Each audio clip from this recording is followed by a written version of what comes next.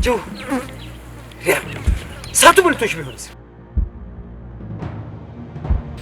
ምን ይሉታል ይሄን?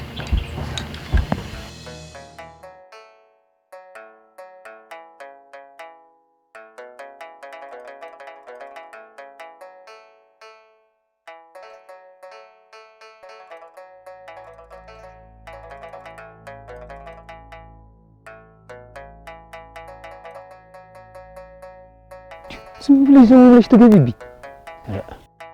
እሺ አሁን አብዬ ምን አለ ይላሉ እሳቸው ቃላቸውን ለጠበቁ ነው። እሺ አንተስ ቢሆን ምን አስታውቅ? አይ ምን አስባለሁ? ኋላ እድሜ ስጫናቸው ሐሳባቸውን መቀየራቸው ይቀራል ብለሽ ነው? እሱ ሲያረጅ የኔ ድል ቆሞ ይጠብቃል እንዴ? ቆይ እስኪ ያገሩ ሰው ሁሉ እኔንስ በምላስ እንዴት ነው የሚያደርገኝ? ለነገሩ አንተ ምን አለብህ? እዚህም እዛም እየተሯሯጥ ትኖራለህ።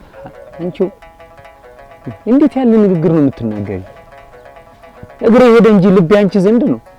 ደግሞ ላንቺ ምን አጎደልኩ? አፈለኩበት ቤድስ ምን ገዶሽ? ይሄንን የሆነ ሰው ሌላ ሰው ሲሸመብኝ እንዴት ነው ምንም የማይጎልብኝ? ምንም ቢሆን እኮ በቆጭ አንገበግባል።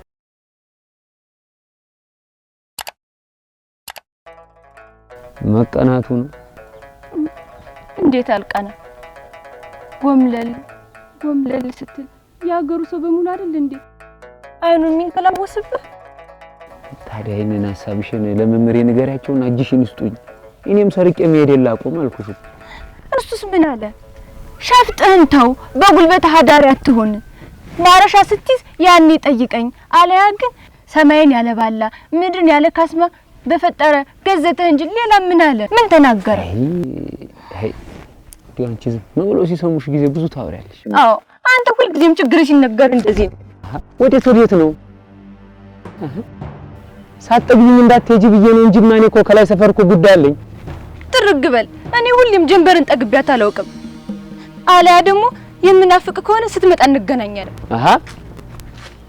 እንዴት ነው እሳቱን አቀጣጥሎ የልቤን ፍንሳት ካነሳሳሽ በኋላ ተነስቶ መሄድ አንቺ?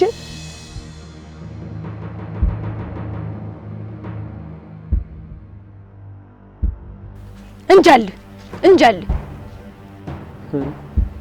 መመለሻሽ መች ጠፋኝ።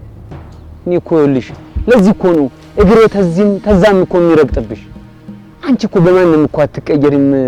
እንደው እኮ አንቺ እኮ እንደው የልቤ እኮ ዋጋዬ እኮ ነው። የእሷን ስም አትጥራብኝ። ማን ዋጋዬ ነው?